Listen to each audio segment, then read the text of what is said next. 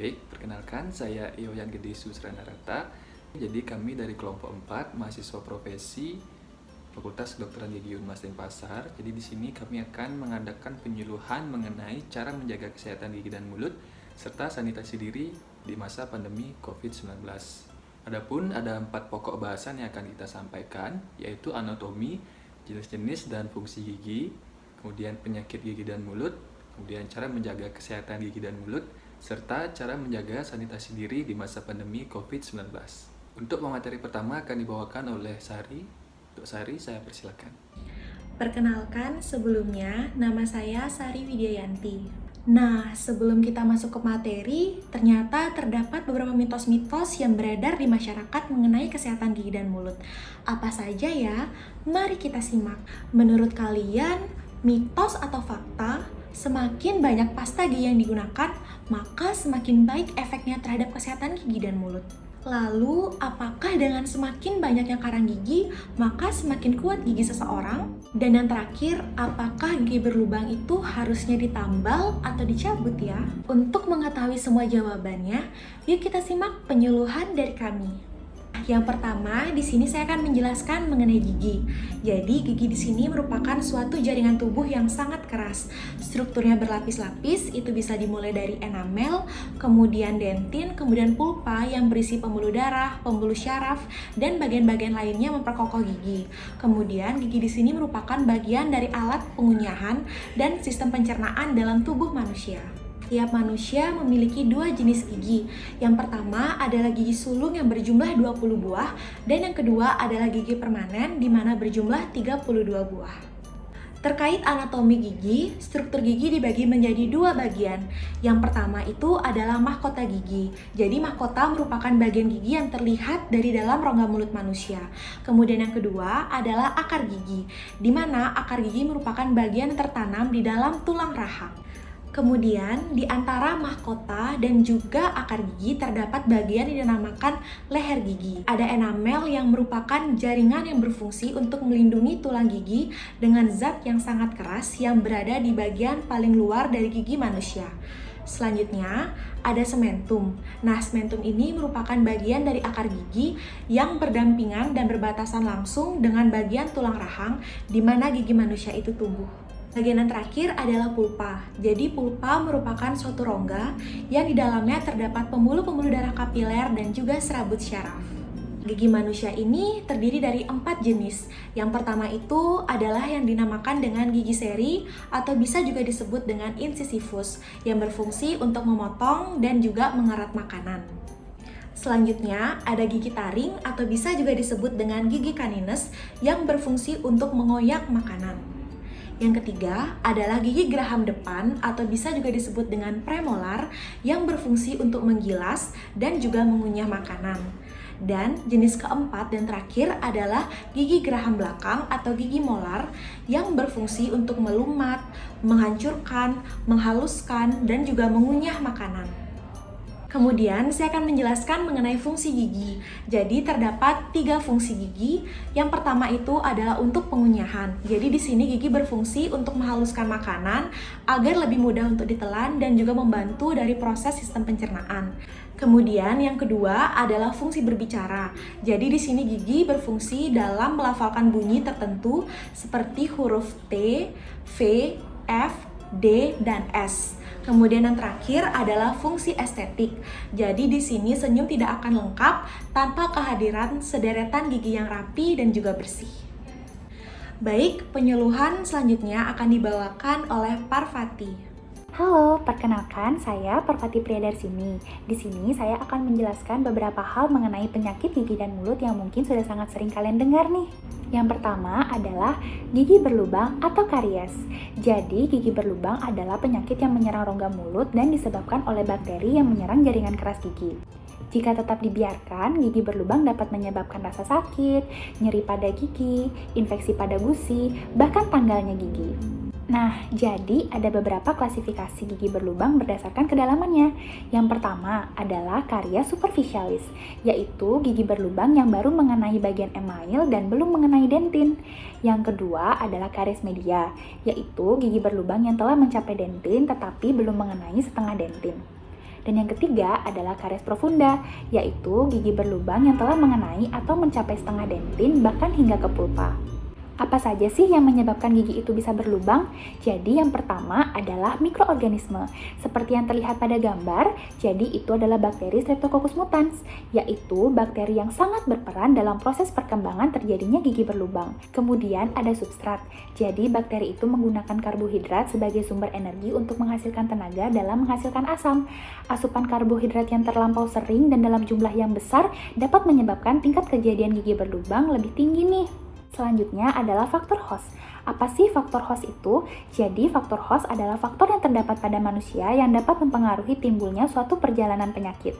Sehubungan dengan proses gigi berlubang, kualitas struktur gigi dan juga air liur merupakan faktor host yang sangat berpengaruh. Dan yang terakhir adalah waktu. Jadi proses karies itu tidak berlangsung singkat loh, melainkan membutuhkan waktu berbulan-bulan hingga bertahun-tahun, tergantung pada intensitas dan juga frekuensi paparan asamnya. Nah, jadi terdapat beberapa perawatan untuk gigi berlubang. Di antaranya ada penambalan yang dilakukan terutama pada gigi berlubang yang ditemukan pada email dan juga dentin. Kemudian ada perawatan saluran akar, di mana perawatan ini dilakukan bila gigi berlubang tersebut sudah mencapai pulpa. Dan yang terakhir adalah pencabutan. Nah, pencabutan ini dilakukan apabila kerusakan pada gigi berlubang tersebut sudah terlalu parah sehingga tidak dapat dilakukan penambalan maupun perawatan saluran akar. Jadi, perawatan untuk gigi berlubang itu harus dilakukan sesuai dengan indikasi ya. Jangan asal dicabut apabila gigi tersebut masih bisa dirawat. Nah, jadi gimana? Semoga sudah terjawab ya mitos atau fakta tentang gigi berlubang yang harus ditambal atau dicabut. Yang kedua adalah bau mulut atau halitosis. Jadi halitosis itu merupakan gambaran nafas berbau tidak sedap yang dikeluarkan saat kita bernafas. Jadi sebagian besar masyarakat yang mengalami bau mulut tidak menyadarinya. Padahal halitosis itu dapat memberikan dampak terhadap sosial dan juga psikososial seseorang loh. Penyebab terjadinya bau mulut adalah karena adanya bakteri Solobacterium morei. Selain itu, penyebab lain dari bau mulut adalah kondisi pada permukaan dari lidah, penyakit jaringan penyangga gigi, kebersihan mulut yang buruk, sisa makanan, gigi tiruan lepasan yang kotor, kanker mulut, dan juga radang tenggorokan. Perawatan untuk mengurangi bau mulut diantaranya adalah dengan menjaga kebersihan rongga mulut. Jadi, selain kita harus menyikat gigi, jangan lupa juga untuk membersihkan lidah kita ya. Kemudian, ada berkumur dengan menggunakan air. Selain itu, kita juga dapat mengurangi bau mulut dengan mengunyah sesuatu seperti permen karet yang tentunya bebas gula untuk menstimulasi aliran air liur. Selanjutnya, kita harus rutin juga nih berkunjung ke dokter gigi untuk melakukan pemeriksaan maupun perawatan. Untuk yang terakhir, di sini kami akan membahas mengenai karang gigi atau nama lainnya adalah kalkulus. Jadi, karang gigi atau kalkulus itu terbentuk dari plak yang bercampur dengan air ludah dan mengalami pengendapan di permukaan gigi kemudian mengeras. Jadi, karang gigi yang melekat di permukaan gigi itu dapat berwarna kekuningan bahkan juga kecoklatan. Karang gigi yang menempel pada gigi akan terasa kasar dan dapat menyebabkan masalah pada gigi dan juga mulut. Beberapa hal yang dapat menyebabkan terjadinya karang gigi atau kalkulus itu diantaranya adalah akibat pembentukan garam yang disebabkan oleh bertemunya air liur yang bersifat basah dengan sisa-sisa makanan yang bersifat asam. Selain itu, karang gigi juga dapat disebabkan oleh penimbunan plak atau sisa-sisa makanan dan akibat dari mengunyah dengan satu sisi. Terdapat perawatan untuk melakukan pembersihan karang gigi, yaitu dengan melakukan scaling. Nah, pembersihan karang gigi berkala mampu mengeliminasi bakteri di dalam mulut dan dapat mengurangi kemungkinan gigi berlubang, peradangan gusi dan tulang penyangga gigi, serta mengurangi kemungkinan tanggalnya gigi. Jadi, anggapan bahwa semakin banyak karang gigi maka gigi akan semakin kuat itu hanya mitos ya. Sekian dari saya, untuk penjelasan selanjutnya akan dilanjutkan oleh Firna Astari. Di sini saya akan menjelaskan gimana sih cara-cara menjaga kesehatan gigi dan mulut. Sebelum saya melanjutkan ke cara menjaga kesehatan gigi dan mulut, izinkan saya memperkenalkan diri. Nama saya Firna Astari. Menjaga kesehatan gigi dan mulut di masa pandemi ini dapat dimulai dari hal kecil, yaitu dengan menyikat gigi. Menyikat gigi yang baik haruslah memperhatikan 3 hal. Yang pertama, menggunakan sikat gigi yang baik. Yang kedua, menggunakan metode yang tepat. Dan yang ketiga, menggunakan pasta gigi yang memiliki kandungan yang baik. Oke. Waktu menyikat gigi yang terbaik adalah setelah makan dan sebelum tidur. Ada yang tahu kenapa? Bener, karena setelah makan untuk menghilangkan sisa-sisa makanan di sela-sela gigi, dan sebelum tidur untuk menghentikan atau menghambat pertumbuhan bakteri dikarenakan pada saat malam kita tidur tidak adanya produksi air liur. Lanjut ke cara memilih sikat gigi dan pasta gigi yang baik dan benar.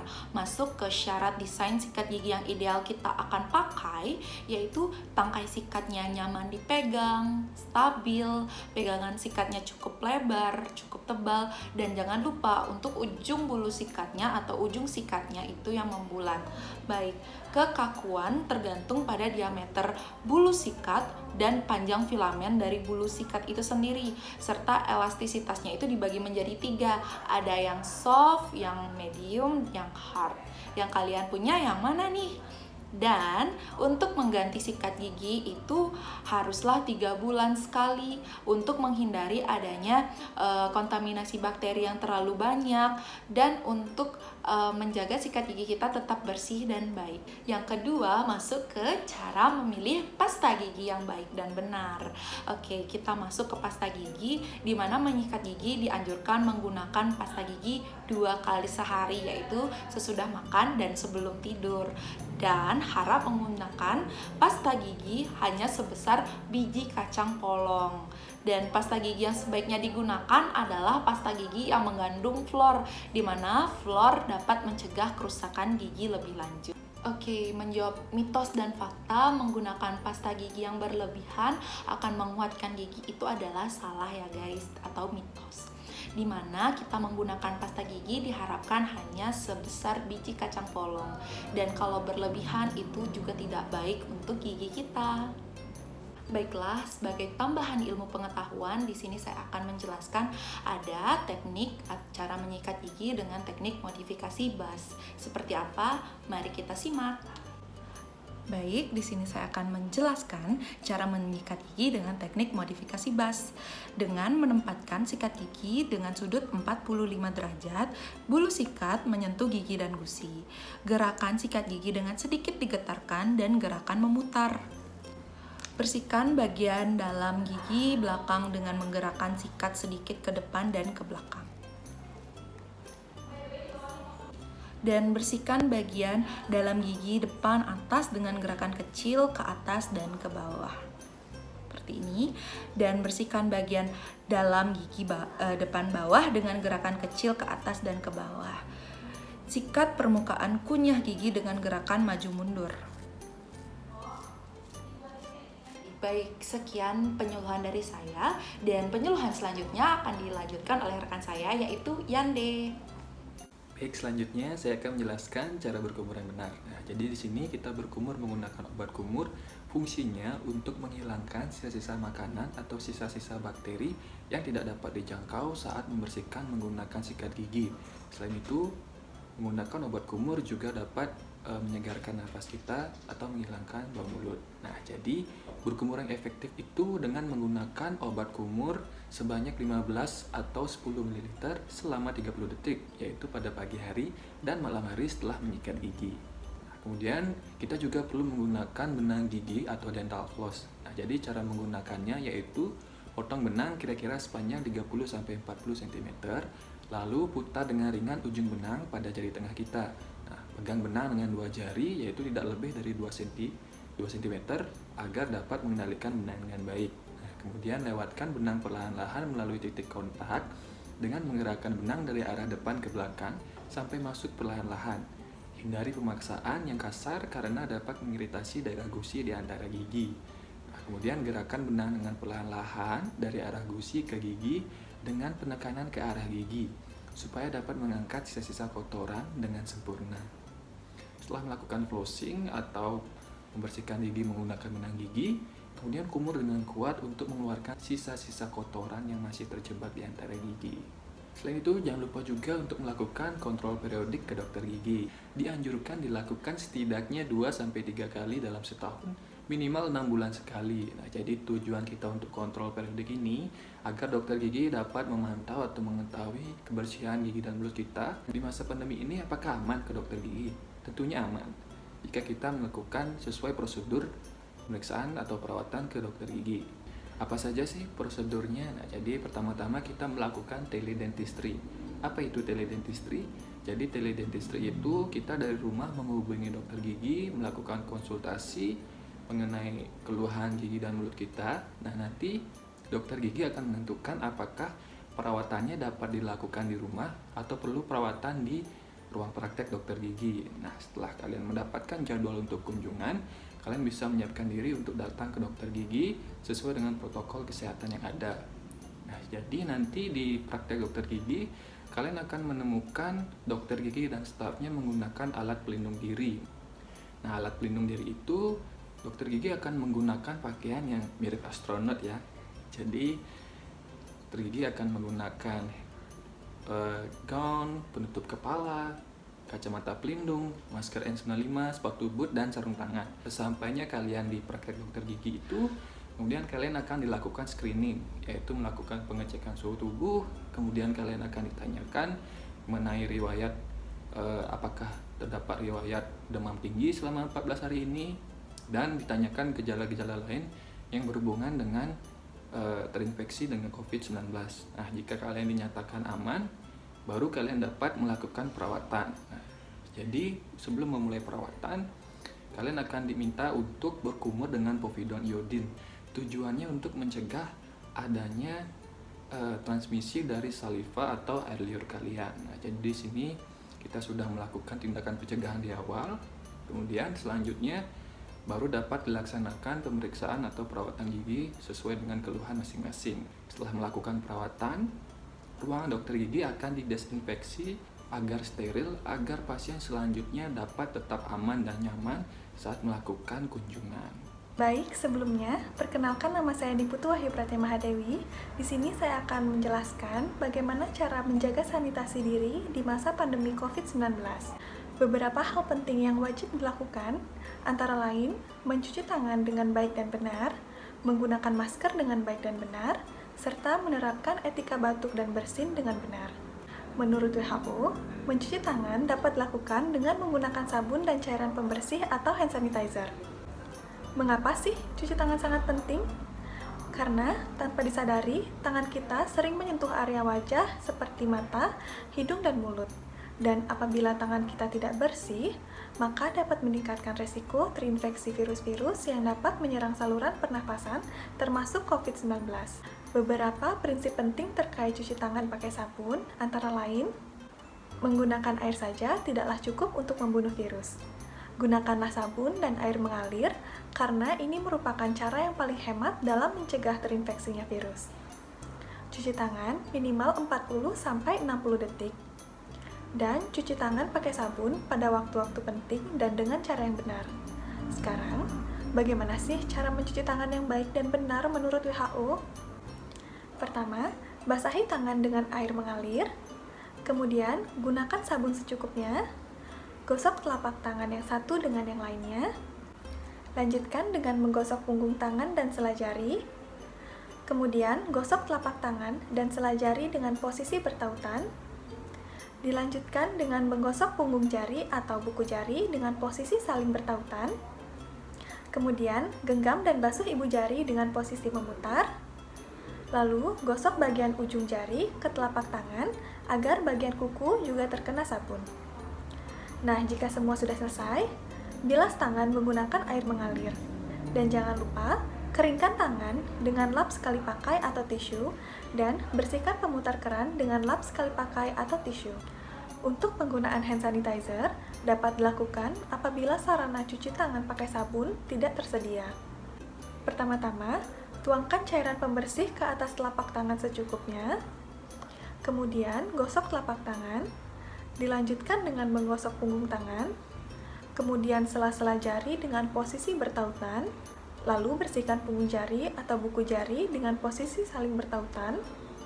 Kemudian genggam ibu jari dan lakukan gerakan memutar. Terakhir, gosok bagian ujung jari ke telapak tangan. Sekarang, kapan sih waktu penting untuk mencuci tangan selama masa pandemi? Ingat ya, mencuci tangan pakai sabun wajib dilakukan apabila tersedia sarana cuci tangan pakai sabun. Nah, cuci tangan wajib dilakukan pada saat sebelum menyentuh makanan, setelah bersin dan batuk, sebelum menyentuh mata, hidung, dan mulut, sebelum dan sesudah merawat luka, sebelum dan setelah menyentuh permukaan benda, termasuk gagang pintu, meja, dan lain-lain, sebelum masuk dan segera setelah keluar dari fasilitas umum, termasuk kantor, pasar, dan stasiun, sebelum dan sesudah mengunjungi teman, keluarga, dan kerabat di rumah sakit, dan jangan gunakan hand sanitizer apabila tangan masih terlihat kotor dan berminyak. Karena virus COVID-19 ini menyerang saluran pernafasan, maka penggunaan masker yang benar wajib diketahui. Berikut cara menggunakan masker yang benar menurut WHO. Pertama-tama, bersihkan tangan sebelum memakai masker. Kemudian, periksa masker apakah ada sobekan atau lubang pada masker. Dan jangan gunakan apabila masker rusak ya. Tempatkan masker dengan benar dan pastikan masker menutupi hidung dan mulut. Sesuaikan bentuk masker dengan batang hidung dan tarik masker hingga menutupi dagu. Saat menggunakan masker, hindari menyentuh masker dan apabila tidak sengaja tersentuh, segera membersihkan tangan. Jika masker menjadi lembab, segera ganti masker dengan masker yang baru dan kering. Jangan simpan masker di lengan, pergelangan tangan, dan menarik masker ke dagu atau leher. Jangan pernah melepas masker saat berbicara, dan jangan gunakan masker yang sama secara bergantian dengan orang lain. Untuk melepas masker, gunakan teknik yang tepat dan jangan menyentuh bagian depan masker. Melainkan, lepaskan masker hanya dengan memegang tali masker. Jangan menggunakan kembali masker sekali pakai dan segera buang masker sekali pakai ya. Jangan lupa segera cuci tangan setelah membuang masker. Dan apabila menggunakan masker kain, cuci masker dengan sabun atau deterjen dan sebaiknya dengan air panas minimal sekali setiap hari dengan suhu minimal 60 derajat Celcius. Karena penularan COVID dapat melalui percikan cairan pernafasan, maka etika batuk dan bersin sangat penting untuk diterapkan. Berikut etika batuk dan bersin yang benar. Selalu gunakan masker atau menutup hidung dan mulut dengan lengan atas bagian dalam atau menggunakan tisu. Selanjutnya, segera buang tisu yang telah dipakai dan jangan lupa langsung mencuci tangan dengan sabun dan air mengalir. Selanjutnya, saya serahkan kepada moderator. Baik, sebagai penutup, sekali lagi kami tekankan, selalu terapkan cara menyikat gigi, berkumur dan menggunakan benang gigi dengan baik dan benar, serta rutin kontrol ke dokter gigi agar kita terhindar dari penyakit gigi dan mulut. Serta jangan lupa selalu terapkan cara mencuci tangan, menggunakan masker, dan etika batuk yang baik dan benar agar kita terhindar dari virus, khususnya COVID-19. Baik, demikian penyuluhan yang dapat kami sampaikan. Kami harap dapat bermanfaat dan dapat kalian terapkan di kehidupan sehari-hari agar kesehatan gigi dan mulut kita selalu terjaga di masa pandemi COVID-19.